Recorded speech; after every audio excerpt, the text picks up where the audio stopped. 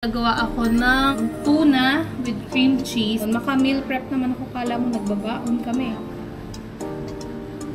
Chocolates na ginawa ko kahapon. Si air fryer ang bahala dito. Ganyan. Kumukulo na siya and sobrang itim na. So, And then, meron na tayo homemade iced tea.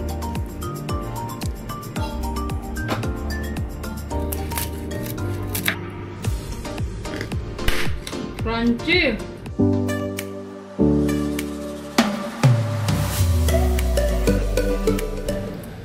Guys, it's another day, another luto day, cooking time. Anyways, hindi ako magluluto today kasi ang dinner natin for today is ininit na tirang Bicol Express. So, nagluto ako nung nakaraan ng Bicol Express, which is so good. So, nagluto ako ng Bicol Express and we decided na meron pa kaming natira na nilagay ko sa freezer. Ito yung ulamin natin for today. Ayan, matigas pa nga siya. Ayan. So, ito yung initin natin for today. But, gagawa ako ng, wait lang, di pala bukas yung ilaw. Yan! So, for today is, hindi nga ako magluluto, pero gagawa ako ng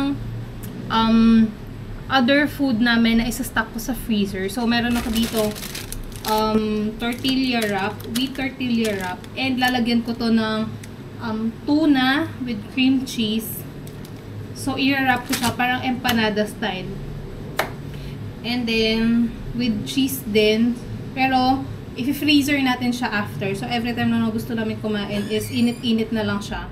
So, ganon. Ganon ang gagawin ko. Ipe-prep ko to para ready na siya. So, ayun lang. Puro soap. Tuna yung ilalagay ko, pero minsan ginagawa ko din to, pero beef naman, ground beef. Actually, may ground beef din dyan, and isa pang ganito na wheat tortilla wrap. So, siguro sa ibang araw ko na lang yun lulutuin. And ito yung tuna na gagamitin ko. Tuna in water. Chunks in water. So, dalawa. Just to make sure ka din kasi na hindi ito maiwan sa pantry and may expire na naman. Last time, ang dami naman na-expire. Kasi, gino-grocery, tas hindi naman nagagamit. So, every time before the end of the month, para makonsume yung mga gino-grocery natin, is gamitin natin sila. And then, meron kaming So, meron kaming herbs and spices na cream cheese. Ito yung ilalagay ko. Tingin ko, sobrang sarap nito. And, meron tayong sili. And, lalagyan din natin siya ng onion. So, ayun lang. Plus, cheese nga pala. Ito yung cheese na gagamitin natin. So, ayan. I-ready ko lang muna lahat ito para mabilis na tayo mag-wrap.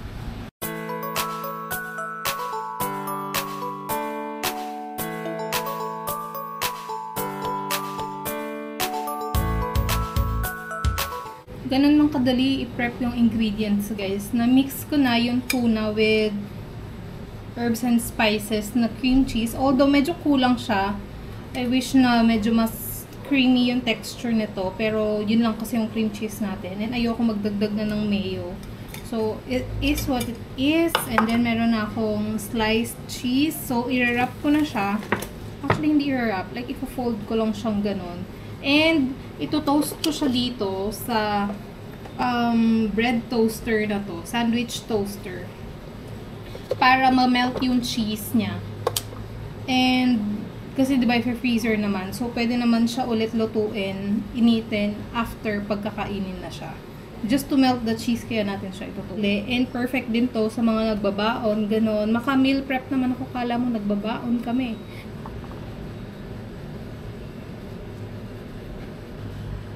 Ganito ko siya ilalagay. Kasi ito din yung mag-help para ma-close natin yung pita. So, ganyan lang siya. So, ayan yung itsura niya. Para siyang quesadilla. Tunang quesadilla, ganun. So, magko-close yan pag na-melt na yung cheese niya.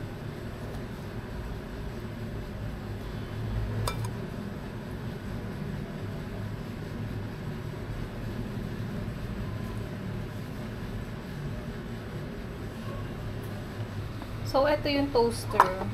Sinaksak ko na siya and mainit na siya. So, ilalagay natin to para mainitan siya and mag-melt yung cheese.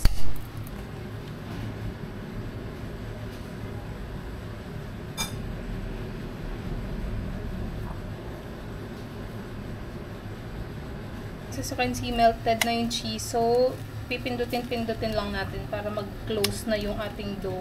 And okay na siya. Close na siya.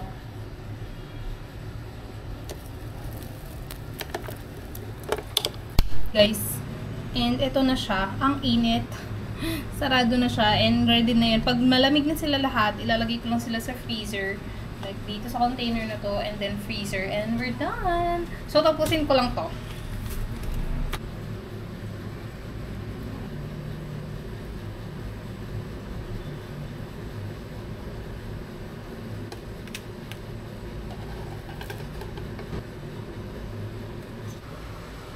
Tapos na ako guys maggawa ng mga wrap and hindi ako naka 12 pieces. 8 pieces lang yung nagawa ko. So, ito sila. So, tama ba? No, 9 pieces pala. And looks good. Sobrang melted na nung cheese. Lamigin ko lang yan. Ilalagay ko na sila sa freezer later. And now, wow, may pa intermission number. And now is, naalala ko yung chocolate na ginawa ko kahapon. Hindi ko pa natatanggal sa molder. It's the next day. Sobrang matigas na sila. Pero anyway, sa freezer naman kasi talaga namin yun nilalagay. Wait lang.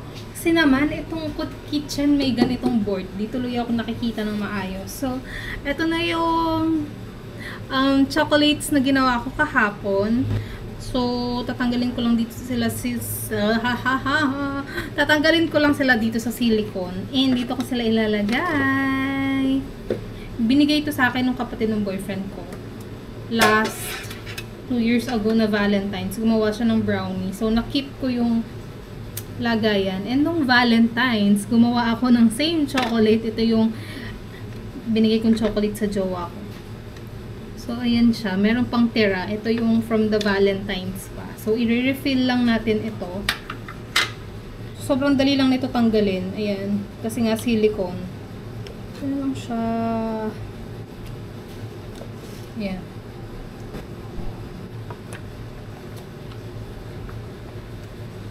So, ayan yung itsura nila. Aayusin ko lang sila sa lagayan para mag-fit lahat and masarap mabalik sa freezer. Hi guys! Welcome back to another vlog. For tonight is magluluto na naman ako. And nilagay ko kayo sa taas ng cabinet. Kasi lagi akong nakayuko. Nilagay ko sila dito sa may mga candles. So anyways, for today's dinner, ang lulutuin natin is tadaan! Pork belly. So, ito. It's very easy. Easy meal tayo today dahil si air fryer ang bahala dito. So, isi-season ko lang to and then ilalagay natin sa air fryer. Ayun na. Tapos na. Wala tayo masyadong ganap tonight. So, ayun. Papakita ko lang sa inyo paano ko siya isi-season. And yan lang yung kakainin namin. Hindi tayo mag-rice as usual. So, let's do this. And another thing, gusto ko pala mag-brew ng black tea. Yes. Kasi may lemon pa tayo, di ba? Yes, please. So, ayun. To pair with that, para may drinks kami. Ang dami naming black tea. So, magpapakulo ako nito. Para mamayang kakain kami is lumamig na siya. Ayan. Ginawa ko to last time. Nilagay ko sa isang tumbler, tas diretso sa ref. So, ano yun? Ano yun? Cold brew. Cold brew. Home style. Home style? Homemade. Homemade iced tea. Cold brew iced tea whatsoever. So, let's start. So, ayan. Magbo-boil muna ako ng black tea. So, meron tayong 1 liter of water into 5 tea bags.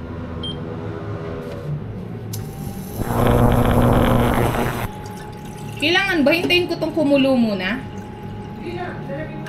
Ay, lalagay ko na. Okay. Then, 5 tea bags. Pwede din naman to na cold brew lang, like 2 liters and then 10 bags yung ginagawa namin. Or make it 12 kasi nga, kung lalagyan nyo pa ng ice para hindi matabang. Pero ngayon kasi, para mainom na natin agad, i-cut natin yung paper syempre. Tapos ibubuhol mo para hindi sila, like in one place lang sila. Ganyan. Drop ko na yan. So, hintayin lang natin yan kumulo. And then, gagawin ko naman na itong pork belly. For the pork belly naman, is isi-season ko lang yan ng salt, pepper, Cajun powder, and then meron din akong garlic powder. So, usually, yan lang naman talaga yung nilalagay ko. And, yun nga, salt. I-rub natin yan, tapos ilalagay sa air fryer.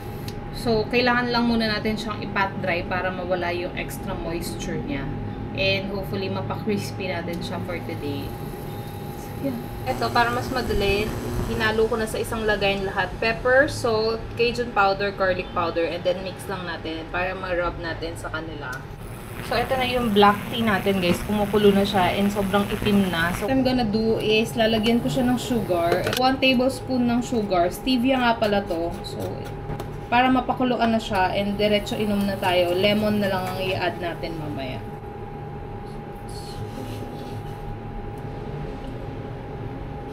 And then, meron na tayong homemade iced tea.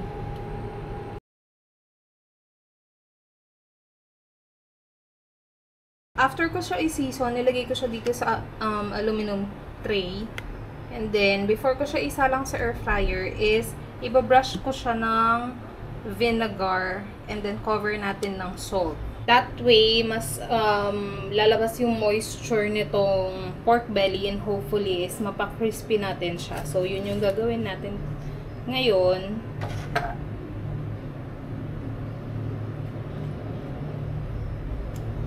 Tinusok-tusok ko din nga pala to kanina.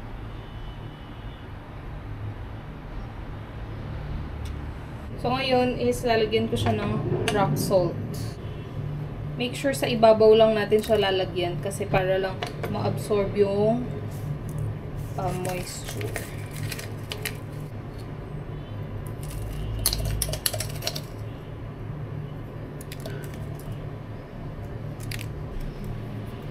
Okay, sasalang natin siya in the air fryer for 30 minutes or mga 15 minutes. After 30 minutes, ganyan na yung itsura niya, guys. So, kailangan ko tong hanguin and scrape natin yung salt.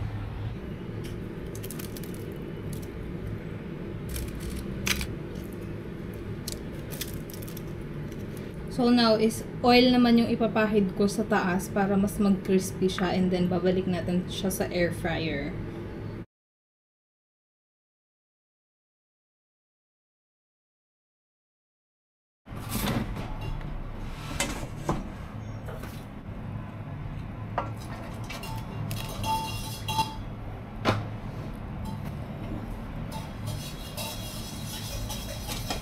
Guys, ito na yung ating finished product. Tapos na tayo and we're ready for dinner. Gumawa ako ng sausawan na suka na may bawang, sibuyas, and sili.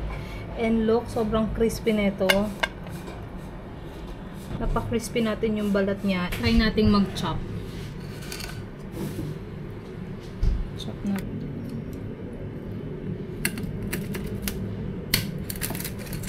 Woo!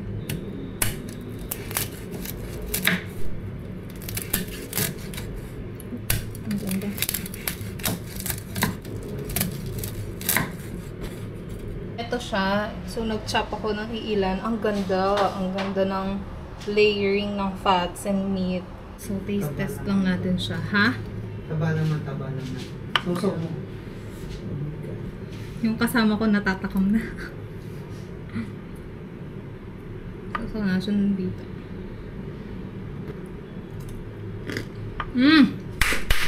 Crunchy! Wala pang meat yan. Grabe, lakas ng tunog. Dinig mo? Kakain na. Harap. Excited na. So excited na yung kasama ko. Kakain na muna kami. See you on our next recipe.